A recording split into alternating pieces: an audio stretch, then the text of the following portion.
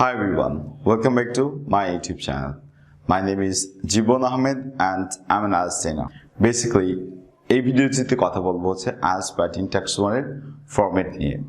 That means আপনি কিভাবে IELTS Writing Text 1 টি লিখবেন ইন আ এক্সামতে অথবা আপনি যখন বাসায় প্র্যাকটিস করবেন অবশ্যই আপনাকে একটা ফরম্যাট প্র্যাকটিস করতে হবে বা একটা ফরম্যাট ফলো করতে হবে। আর ওই ফরম্যাটটা নিয়ে আজকে ভিডিওটি। বেসিক্যালি অনেকেই আসলে আমাকে নক করেছেন মেসেঞ্জার অথবা ইউটিউবে অনেকে কমেন্টস করেছেন অথবা গ্রুপে অনেকে কমেন্টস করেছেন যে ফরম্যাট আসলে কিভাবে হওয়া উচিত। সো আপনাদের রিকোয়েস্টে অথবা আমি আপনাদেরকে জানাতে চাই যে আসলে কোন ফরম্যাটটা লিখলে আপনার ব্যান্ড স্কোরটা অনেক বেশি ইনক্রিজ করবে IELTS রাইটিং এর ক্ষেত্রে, আর সেটা হচ্ছে IELTS রাইটিং টাস্ক 1 এর জন্য।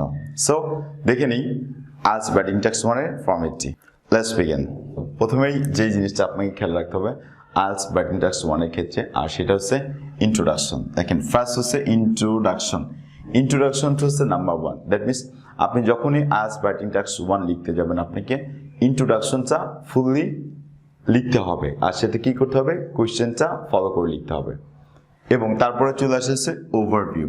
দ্যাট মিনস নাম্বার 2 হচ্ছে ওভারভিউ। ওভারভিউটা কি IELTS রাইটিং টাস্ক 1 এ কিছু গ্রাফস বা চার্টস আছে যেগুলোর মধ্যে থেকে লাইক 7টা কোশ্চেনের মধ্যে থেকে একটা জাস্ট এক্সামে আসবে এবং সেটা সিলেক্টেড টপিক আসবে এবং আপনাকে ওই টপিকটাই লিখতে হবে। এখানে কোনো অর বা অথবা দ্যাট মিনস অপশন থাকবে না যে আপনি একটা না লিখে আরেকটা লিখতে পারবেন। এবং ওভারভিউটা হচ্ছে ওই চার্ট বা গ্রাফের যেটা আসলে সবচেয়ে গুরুত্বপূর্ণ বা সবচেয়ে বৈশিষ্ট্যপূর্ণ দ্যাট কলস সিগনিফিক্যান্ট, সেটা আপনাকে লিখতে হবে ওভারভিউ সেন্টেন্সে। দ্যাট মিনস পুরো চার্ট বা গ্রাফের থেকে আপনাকে একটা বা দুইটা বা তিনটা তথ্য নিয়ে আপনি ওভারভিউ সেন্টেন্সটা লিখবেন। অ্যান্ড দ্য মোস্ট ইম্পর্টেন্টলি এই ওভারভিউ সেন্টেন্সটা আপনি কি করতে পারবেন, আপনি আপনার রাইটিং টাস্ক 1 এর ইন্ট্রোডাকশনের পরে অথবা আপনি যখন শেষ করবেন finally that means last sentence of the writing task 1 ওইখানে আপনি কি করতে পারবেন ওভারভিউ সেন্টেন্সটা লিখতে পারবেন। So it's up to you,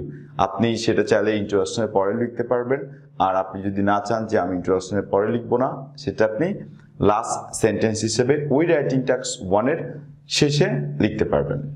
এরপরে দেখে নিই হচ্ছে body part.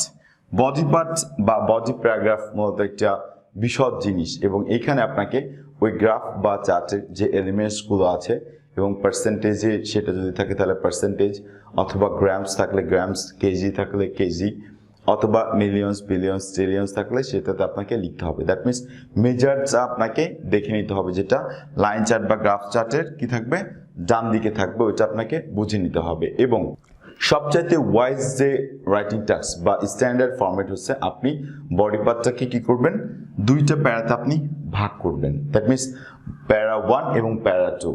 That means body পার্টটা আপনি যখন লিখবেন 3টে প্যারাগ্রাফে তখন আপনার টোটাল প্যারাগ্রাফ হয়ে যাবে কয়টা, লাইক যদি আমরা কাউন্ট করি 1 2 3 4 5, দ্যাট মিনস 5টা প্যারাগ্রাফ হচ্ছে এবং সেটা টোটাল কত ওয়ার্ডসের মধ্যে হচ্ছে 150 প্লাস ওয়ার্ডসের মধ্যে, সেটা হইতে পারে 170 ওয়ার্ডস। কিন্তু আপনি যদি জাস্ট একটা বাদ দিয়ে দেন, লাইক আমি একটা বাদ দিয়ে দিলাম, দ্যাট মিনস বডি পার্টে 2টা প্যারাগ্রাফ এবং ইন্ট্রোডাকশন একটা প্যারাগ্রাফ এবং ওভারভিউ আর একটা প্যারাগ্রাফ। সো টোটাল কয়টা হলো, টোটাল হচ্ছে আমাদের 4টা প্যারাগ্রাফ হলো। সো এইটা সবচেয়ে ওয়াইজ যে আপনি 4টা প্যারাগ্রাফের মধ্যে আপনার রাইটিং টাস্ক 1 টি কমপ্লিট করেছেন এবং এইটাকে ধরা হয়েছে স্ট্যান্ডার্ড একটা ফরম্যাট। সো আপনি কি করবেন জাস্ট 4টার মধ্যে আপনি শেষ করার ট্রাই করবেন। যদি আপনি 4টা প্যারাগ্রাফের মধ্যে শেষ না করতে পারেন তাহলে আপনি 5 নম্বরে যাবেন, বাট 5 নম্বর দ্যাট মিনস আপনার প্যারাগ্রাফ 3টা বডি পার্টের ওইটা না লেখাটাই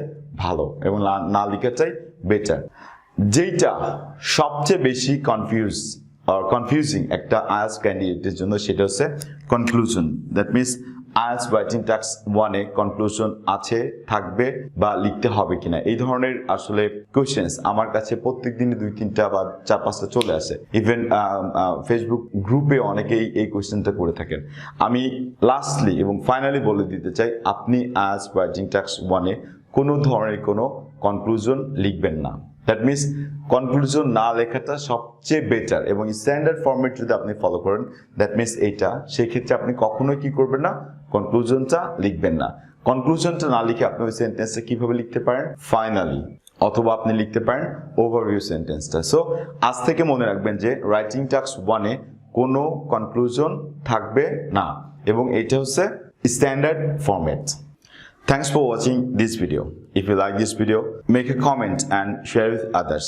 এবং আপনি যদি আমার এই ইউটিউব চ্যানেলটিতে ফার্স্ট টাইম হয়ে থাকেন তাহলে অবশ্যই সাবস্ক্রাইব করতে ভুলবেন না এবং পাশে বেল আইকনটি অবশ্যই ক্লিক করে রাখবেন পরবর্তী ভিডিওর আপডেট পাওয়ার জন্য। খুব শিগগিরই দেখা হচ্ছে আপনাদের সাথে অন্য কোনো ভিডিও নিয়ে। Till then, take care of yourself and goodbye for today. আল্লাহ হাফেজ।